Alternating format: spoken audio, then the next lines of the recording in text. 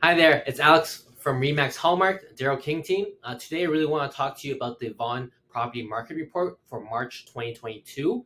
As you can see here, within 1 year, the average price increased by 36.85%. And you look at the detached benchmark is about 1.8 million, semis was 1.379 million, townhouse was 1.19 million, and the condo benchmark was $864,000. Now you might be asking yourself, why is there a difference between the benchmark price, which is 1.58 million, versus the average sold price, which is 1.548?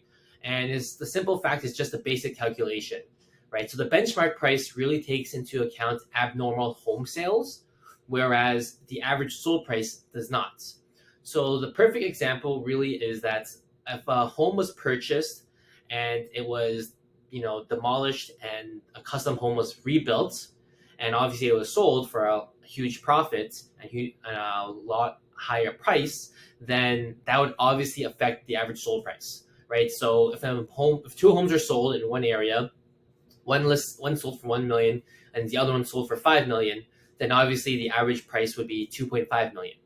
But the benchmark price takes that into account and removes the $5 million home because it was abnormal compared to the other homes in the area that sold in the past.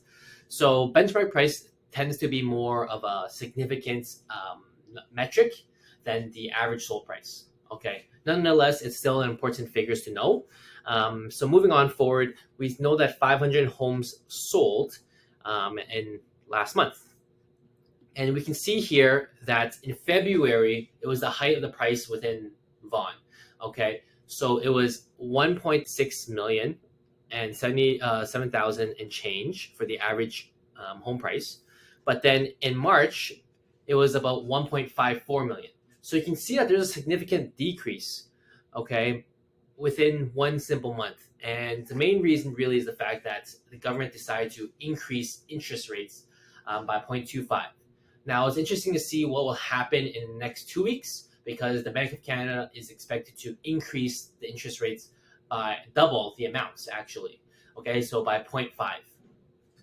So now we're seeing that a lot of homeowners are just waiting to see what's happening and if prices will continue to drop. And the perfect example really is looking at the market activity. Okay, so in March, there was about 505 homes that sold, but which is significantly less than the year before, which is 723 homes. Now, before, what would happen is buyers were willing to spend more money to buy homes because they weren't as available.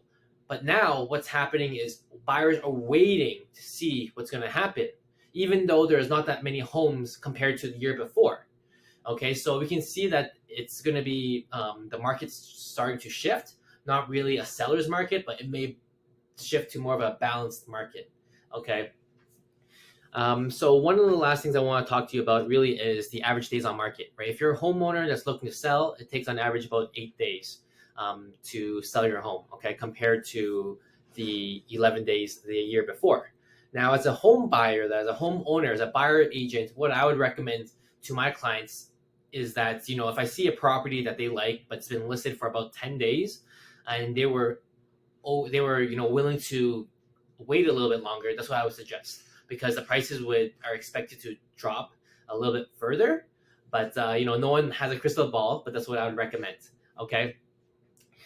As if you're a homeowner and you still haven't sold after the 8th day, and it's a significantly longer, and it's an average home, then you may consider either reducing your price or add additional incentives to buyers, as we expect that there's going to be more inventory available in the market coming soon. So if you have any questions, please let me know. I'll be happy to help. If you have any family, friends, or looking to buy or sell, let me know, and I'll be happy to help. Now you take care. Bye-bye.